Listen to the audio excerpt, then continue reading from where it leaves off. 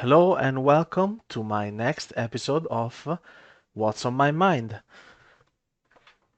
Considering the poll I made a few days ago, I decided to make another episode about Restoration Druid. This time we will be facing a popular variant of Jungle Cleave at around 2.4k CR and MMR. This is a popular variant because it's better versus Cleaves with Survival Hunter compared to the most common alternative, which is with a Beast Mastery Hunter. And it's also stronger versus Restoration Druids because with Restoration Druids I can mass root their pets quite often, negating some of their burst windows. But with survival, you can negate this, and this is the perfect matchup to show you what you can do when you don't have a Retribution Paladin in your team to support you with defensives, and learn how to fully utilize the defensives of your team before you fall because of damage and because of CC. So as always, I'll be muting comms because they're mostly in Italian, and I'll go over the matchup. So in the opener, as always, you want to try to get hots up and try to rake stun the hunter in the opener. But in hook point specifically, you have a limited time to hot up compared to other maps because it's a very closed off map, hook point. And you don't have time to regrowth, to cast regrowth, because by the time you press double life bloom plus regrowth, the hunter will be in your line of sight. He will hunter's mark you, and he will be able to spot you in stealth. So that is the worst case scenario. So you better off not be greedy and life bloom both of your partners and go stealth, specifically in this map. So what I see here is the Feral pops Incarn instantly. He trinkets the first stun and he is forced to sit a full fear. This was well played by my warrior. So here I don't need to go for any stuns because my partners are calling in the comms they are swapping off the hunter. So they have stuns ready for the hunter. I don't need to worry about Rake stunning with the priest having the CC protection, which is the, I don't remember the name, but it's basically an immunity to CC for one singular instance of CC, which is this icon right here. It's a shroud effect. It's basically like Evoker Shroud, but it's only one stack, and it lasts for more 10 seconds.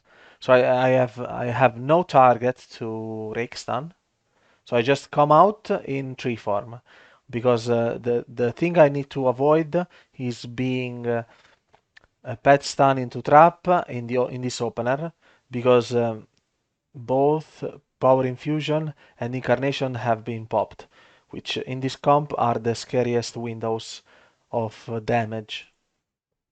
So I just come out of stealth with tree form. So if you haven't noticed, I used the Star Surge on Feral to make sure that I don't make him stealth. So he doesn't get a reset with stealth for free. Now my tree falling off, and I stack on top of my one of my trends, because that way I make it harder on the hunter to get a trap on me. So I get pet stun here.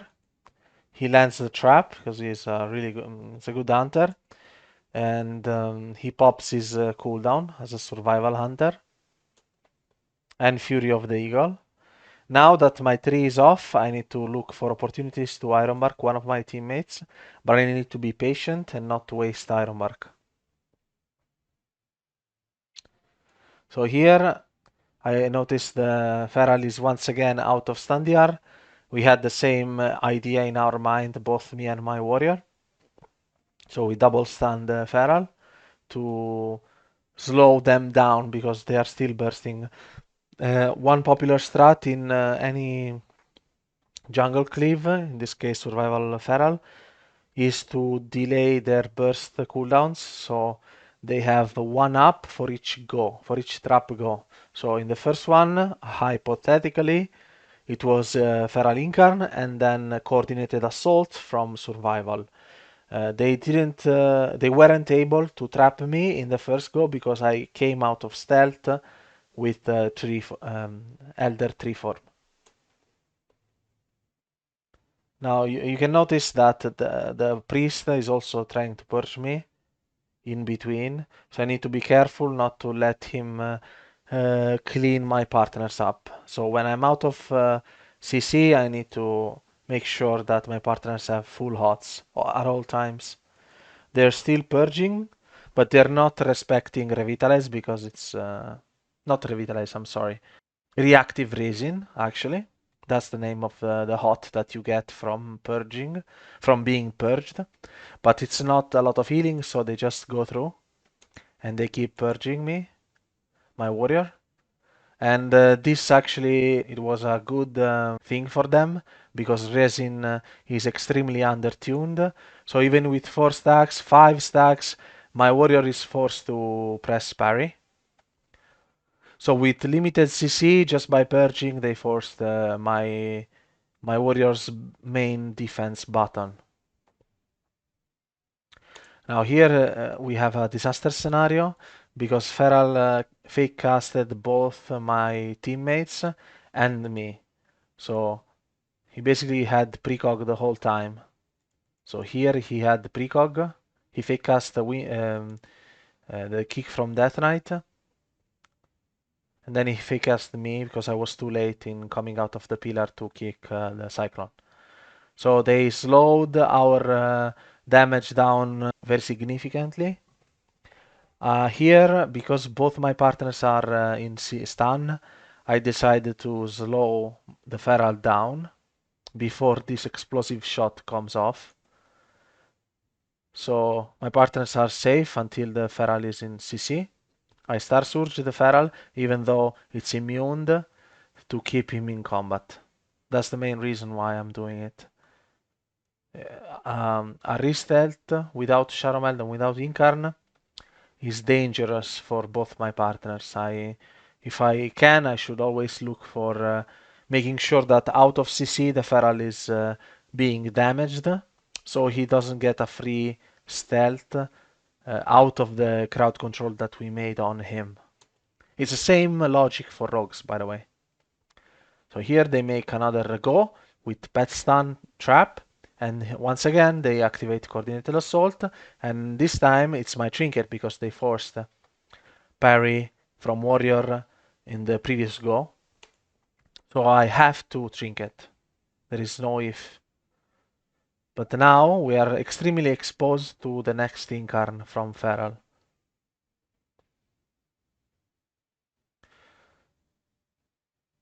Here it's my bad because I don't notice them going my DK because they have been going for my warrior the whole game, so I was a bit late to react.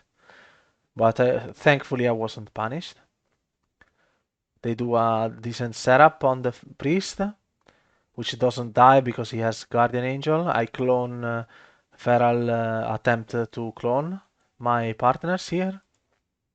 So what I notice here is that the Feral is trying to get distance from my partners and try to clone while they try to kill the priest.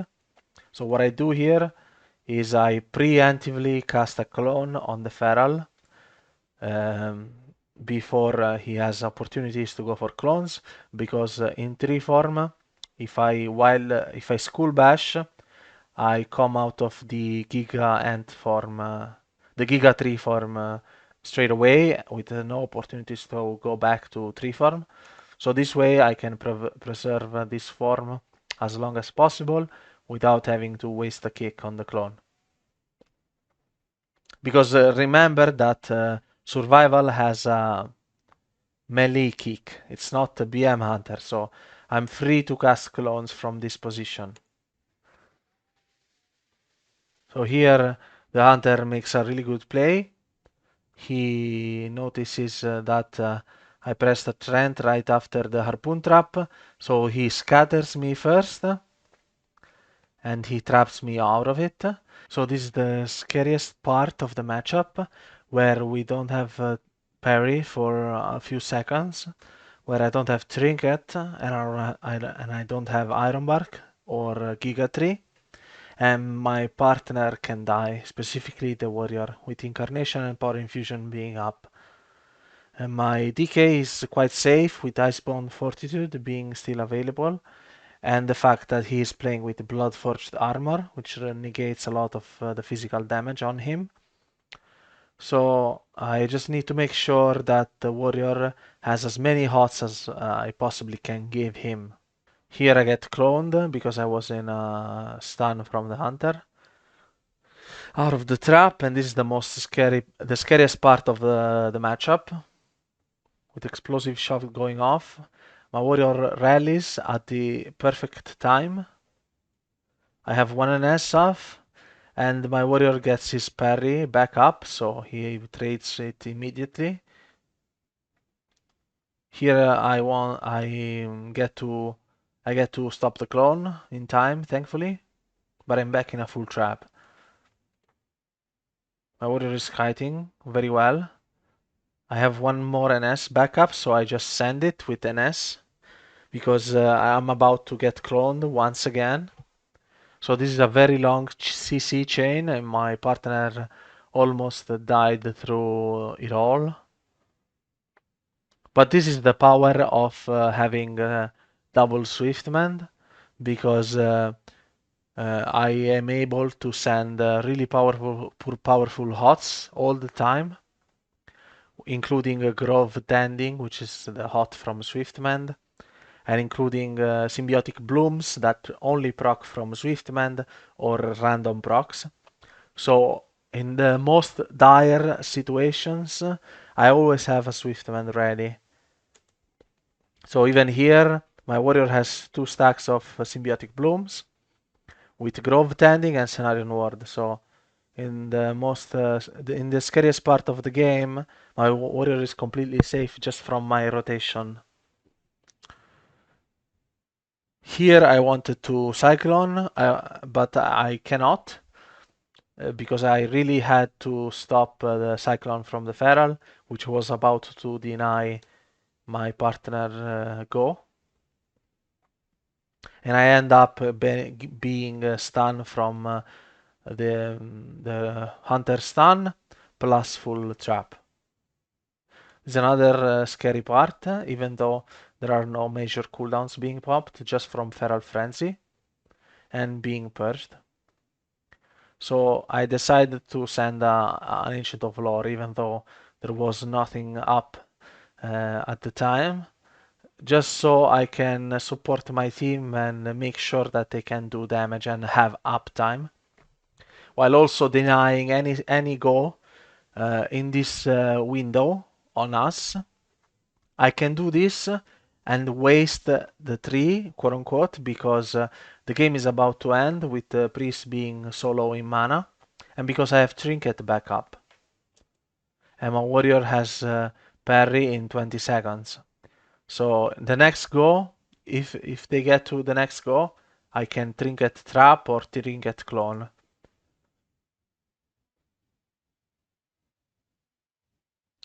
I dispel fear, this is pretty standard. Here I make a really good play because I get meld on the trap. So they only have pet stun, coordinated assault. They don't have trap because I just melded it. And Feral is in the middle of the action, so he doesn't have opportunities to go for cyclones on me with the 3 kicks up. And the hunter dies from the fact that the priest is out of mana. So it's about learning when what game state you are in, So at the early stages of the game, you don't want to waste Tree of Life because you need to save it for whenever they have big cooldowns. But as the game goes on, and the mana of the opponent healer is out, so they are running out of time, you can get to pre-send your cooldowns to deny the ghost from the enemies so that you get to your win condition faster. Because if I wasn't in 3 at the end of the game here, let me check here. If I wasn't in 3, I wouldn't have been able to clone the feral in this go when the priest was in a silence from the DK. So I noticed it that my DK kicked feral clone. So now I send a full clone on the feral so he doesn't get to peel for his hunter. So once again, thank you very much for watching. If you have questions, please let me know. I hope this has been useful to show you how to handle one of the most popular comps right now in the ladder, which is Hunter Feral. I have other videos on my channel about BM Hunter Feral. They are very straightforward because it's a comp that has been in the game for a long time, and it's a very close second to RMP in terms of strength throughout the patches. This is just a popular alternative that people have been running over on Europe, and I hope this has been useful to some of you. If you have any questions, please do let me know. And look forward to the next What's on My Mind series, where I will be talking about Preservation Evoker. Thank you very much for watching, and goodbye.